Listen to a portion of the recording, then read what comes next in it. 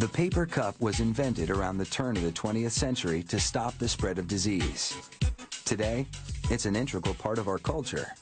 Paper cups provide a convenient and hygienic way to serve food and beverages.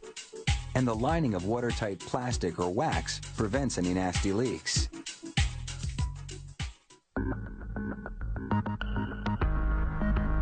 And where would we be without our disposable coffee cups? Production starts with paper that has a thin plastic coating. It unrolls into a printer that's as long as a bowling lane.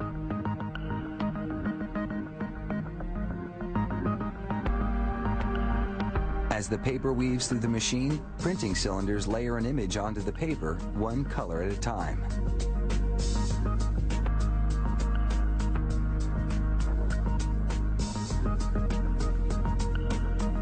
When the image is complete, a rotary die cuts the paper into what's called a flat.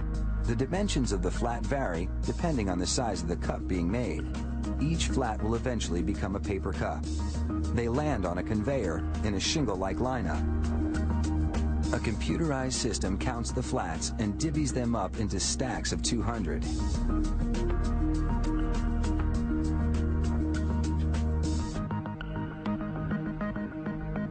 The flats drop into an elevator stacker.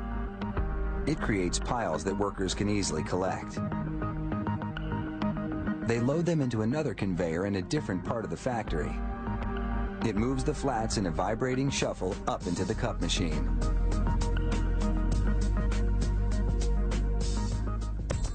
Meanwhile, a roll of paper winds into the other side of that machine, where a die punches out bottoms for the paper cups.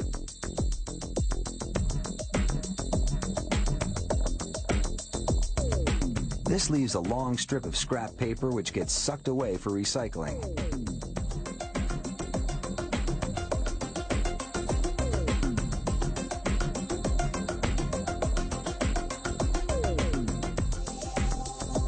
Meanwhile, the flats are relayed to a carousel.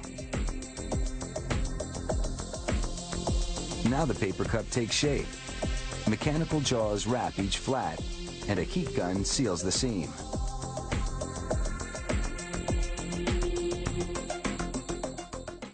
And now you have a paper cup with no bottom. That crucial step comes next.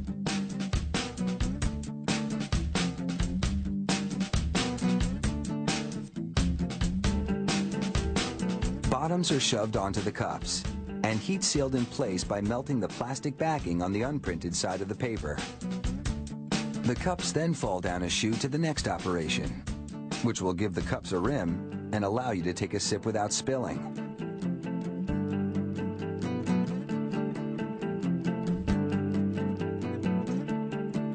A hot tool curls the top edge of the paper. Then, a vacuum sucks each cup into ductwork overhead. Each piece of ductwork comes from a different production line. There are big cups and small cups, all traveling to the packing department where they land in stacking tubes. A counter keeps a running tally and portions out the stacks.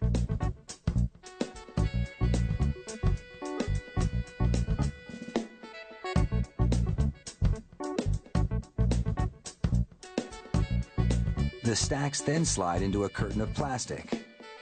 Hot jaws seal the plastic wrap around the stack.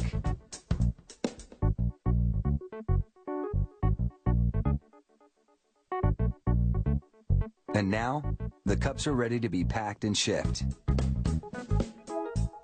Meanwhile, over in the testing department, this is no coffee break. Inspectors have pulled some cups off the production line to check for leaks. A mirror below reflects the bottom line. But leaks are 1 in a million, so they've made one leak deliberately for demonstration. In the case of a real leak, production is halted and inspectors follow the paper trail until they determine the problem. It takes about a minute to transform pieces of paper into a cup. Now it's time to hit the road without any leakage.